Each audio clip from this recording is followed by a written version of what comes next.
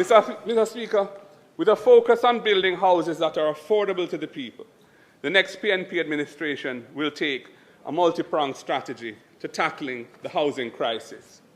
Our first strategy is a set of measures relating to the National Housing Trust. We will stop the annual extraction of the $11.4 billion from the NHT to fund the budget.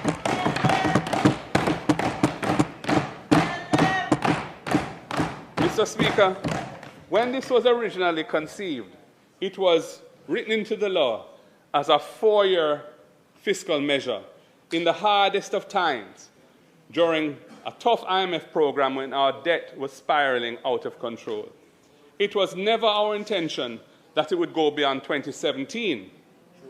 This government criticized it very trenchantly when they were in opposition.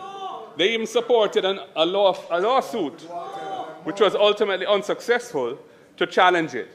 But then they turned around when they got into government and they have extended it for an additional 8 years since 2017, including once again in this budget for 2025-26. Mr. Speaker, we will end this annual extraction of resources from the NHT.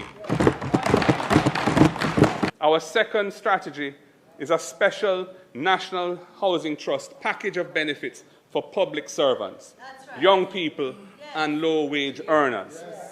Firstly, public sector workers. They used to enjoy a preferred rate of interest on their NHT loans, but this government took it away. We will restore public sector workers access to a reduction in their NHT interest rates. Police, nurses, teachers, doctors, firefighters, indeed all public servants who are NHT borrowers will get back this benefit. Secondly, Mr. Speaker, we will give public sector workers a break when it comes to commencing their loan payments. Currently, when an NHT loan is disbursed, the borrower has to commence payments in the following month. We recognize that buying a home has a lot of other costs attached to it. We will therefore allow a public sector worker a 3-month moratorium period after disbursement of the loan before commencing any loan payments. And that will give them time to recover the expenses they've incurred, to buy some furniture, and to get their place ready to move in.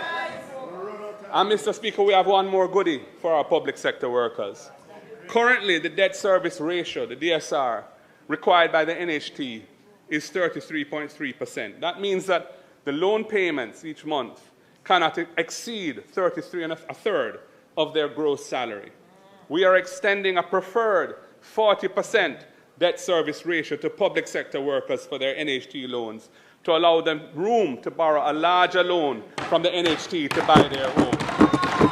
The third part of our housing strategy is to roll out the program for orderly renewal and transformation of infrastructure in all areas, which we have named in honor of Portia Simpson Miller.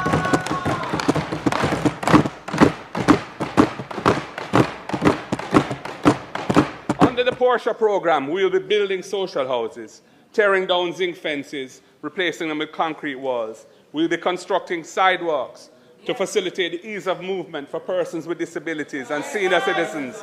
And most importantly, we will be completing all the Operation Pride projects that were left unfinished, which this government has ignored over the last 9 years. Our goal, Mr. Speaker, our goal is to bring dignified housing and to create secure, organized communities out of these informal settlements.